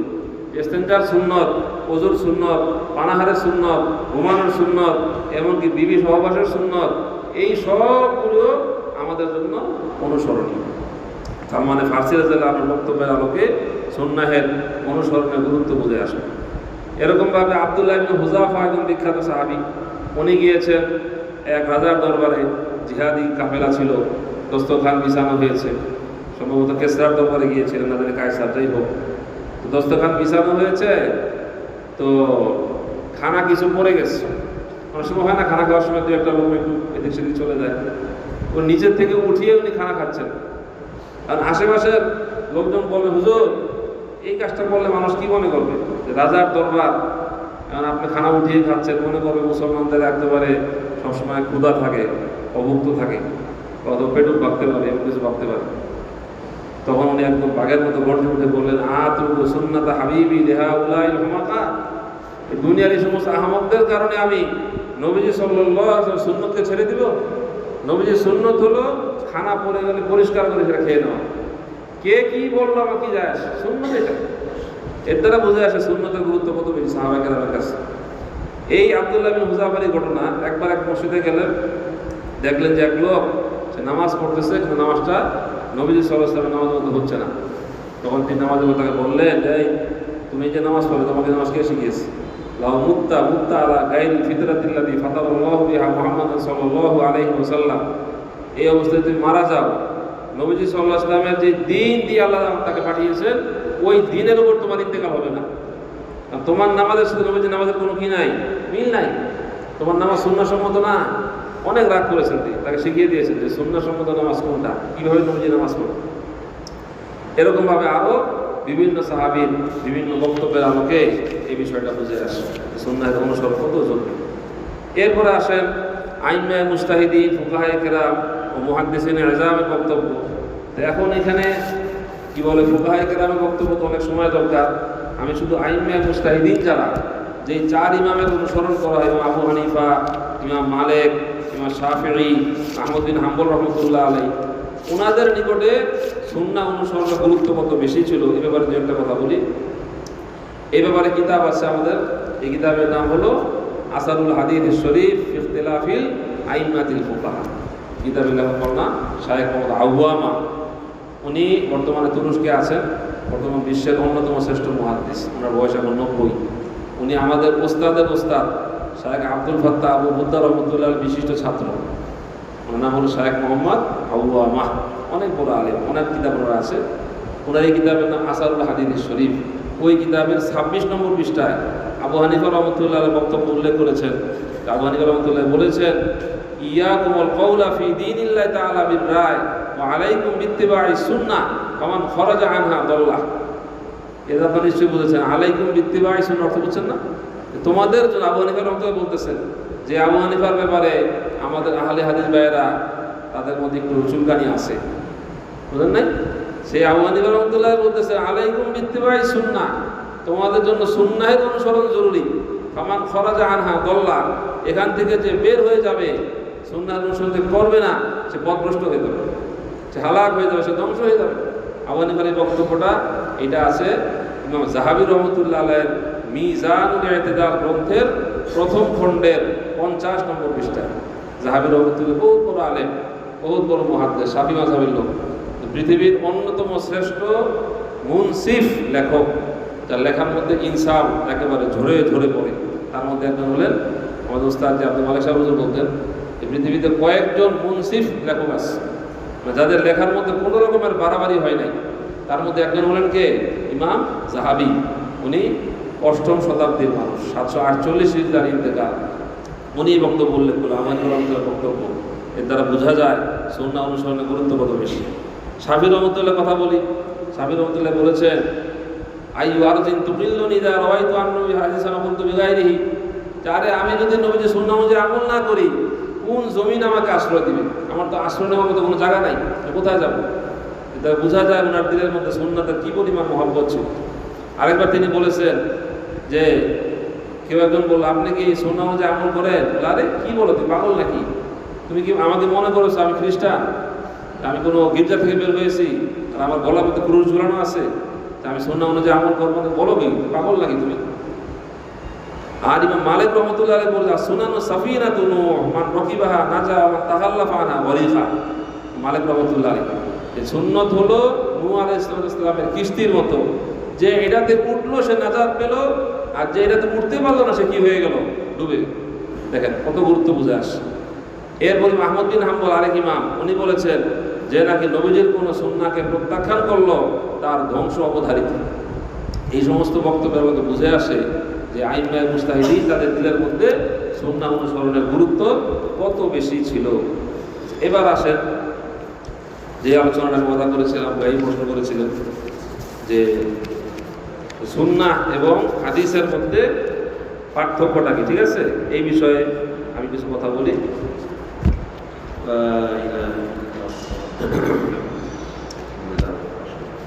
এ ব্যাপারে আসলে অনেক কথা আছে। আমার যে কিতাবটা, এটা হলো আযারুল হাদিস, ডাক্তার আল্লামা খালেদ মাহমুদ সাহেবের লেখা। অনেক বড় আলেম ছিলেন, কিছুদিন আগে ইন্তেকাল করেছেন, ইংল্যান্ডে থাকতেন। উনি অনেক কিতাব লিখেছেন মাশাআল্লাহ, ওনার কিতাবগুলো অত্যন্ত নির্ভরযোগ্য, অথেন্টিক। উনি এই সুন্নাহ এবং হাদিসের পার্থক্য উল্লেখ করে যে আলোচনাটা করেছেন, খুব সংক্ষেপে বলি।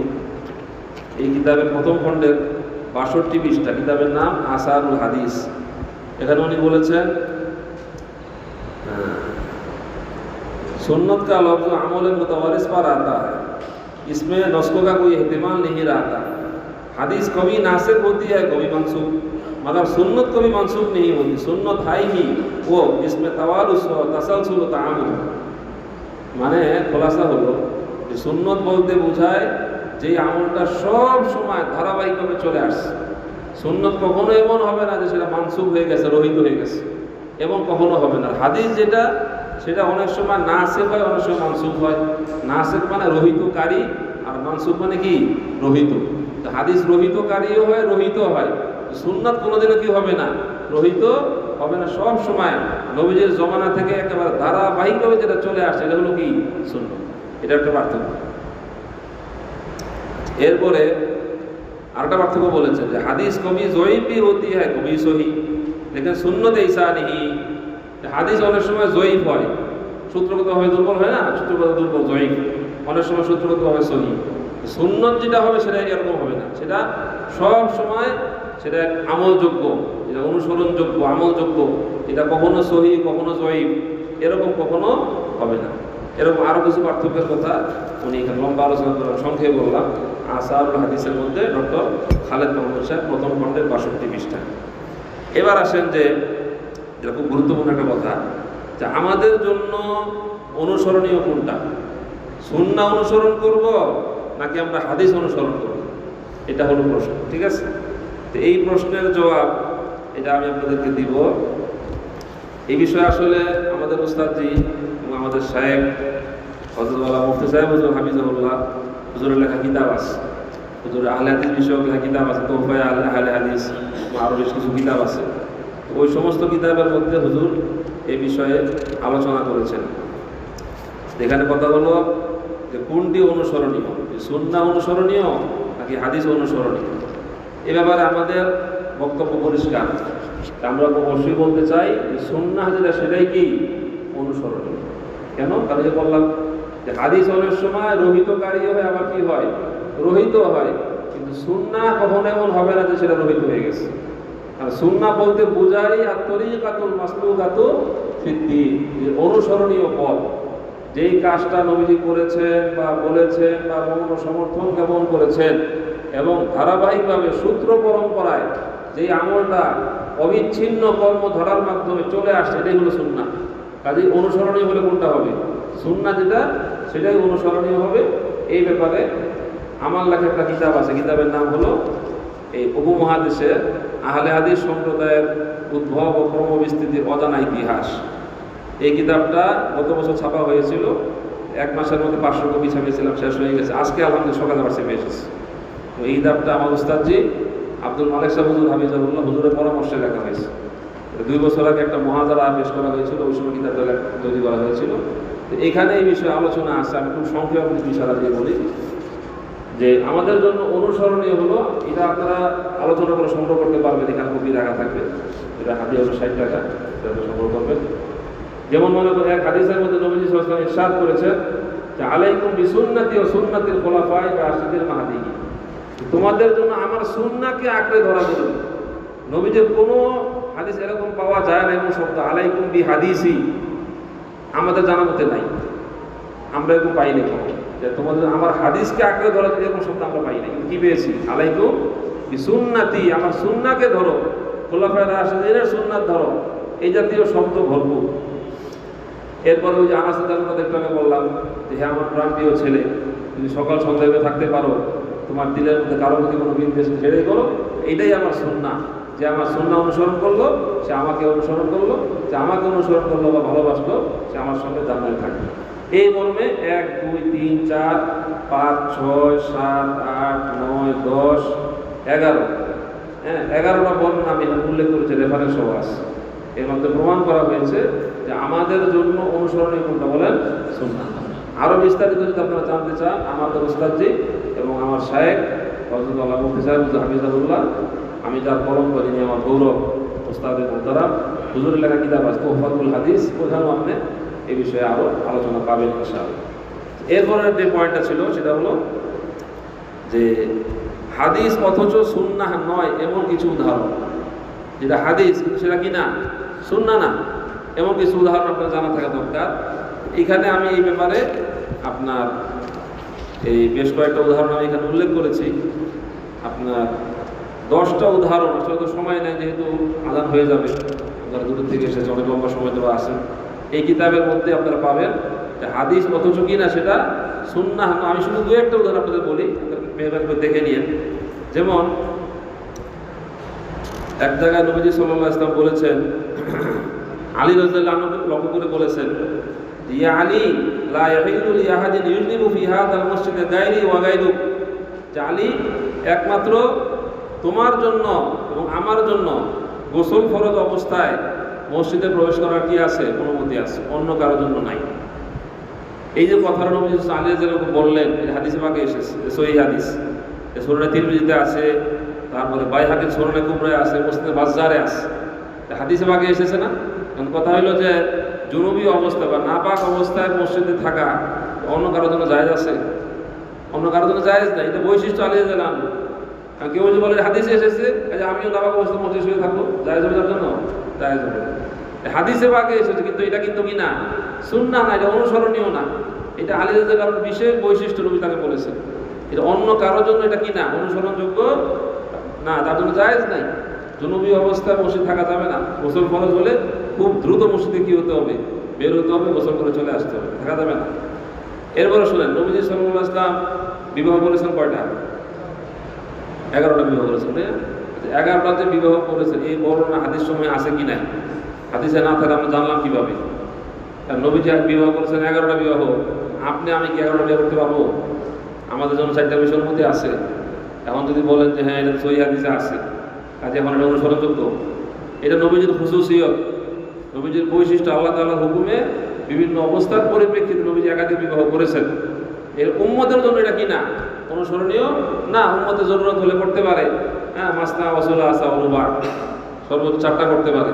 একসাথে 4 বিবি বেশি রাখা কি নাই, তাই তার মধ্যে হিসাব রাখতে অনেক কথা আছে। এটা হাদিস হচ্ছে, এটা কিন্তু কি না, সুন্নাহ না, এটা অনুসরণযোগ্য না। আল্লাহ আল্লাহ, এরকমভাবে আরও বেশ কিছু হাদিস এখানে উল্লেখ করা হয়েছে। যেমন নবীজি ওই যে আতা সুবাদ দা কওমিন ফাবালা কওইমা, একবার এক সম্প্রদায়ের এলাকায় গেলেন, সেখানে একটু ময়লা টলা যেখানে ফেলে সেখানে গিয়েছেন এবং নবীজি দাঁড়ানো অবস্থায় পেশাব করেছেন। অথচ নবীজির বহু হাদিস পাওয়া যায় বসে পেশাব করার কথা, উম্মতকে বলেছেন বসে পেশাব করতে, নিজে বসে পেশাব করেছেন। এখানে গিয়ে দাঁড়িয়ে পেশাব করেছেন। বুখারী রিওয়ায়াত, মুসলিমে আছে, আবু দাউদে আছে, ইবনে হিব্বানে আছে। আপনি কি বলবেন তাহলে? আপনি দাঁড়িয়ে পেশাব করবেন?